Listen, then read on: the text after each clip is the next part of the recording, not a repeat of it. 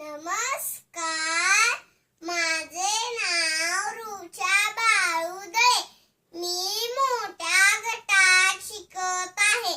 अध्यक्ष महोदय आणि येथे जमलेल्या माझ्या बालमित्र-मैत्रिणींनो, आज मी तुम्हाला आपल्या लाडक्या बाप्पाची गोष्ट सांगणार आहे. ती तुम्ही शांत चित्ताने ऐकून घ्यावी अशी माझी विनंती आहे.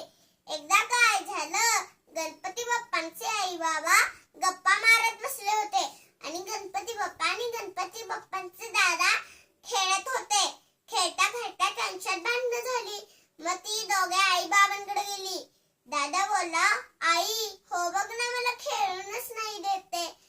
तर बाबा बोलतात, तुम्हाला एक दुसरा खेळ देतो, तो तुम्ही खेळा. जो पृथ्वीची प्रदक्षिणा घालून येईल तो जिंकला. मग बाबांनी पृथ्वीची प्रदक्षिणा घालायचा खेळ दिला.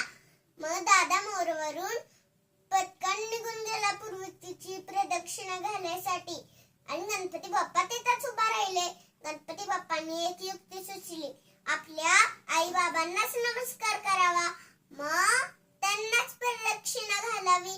मग गणपतीच्या आई बाबांना गणपती बाप्पांनी प्रदक्षिणा घातली आणि त्यांनाच नमस्कार केला.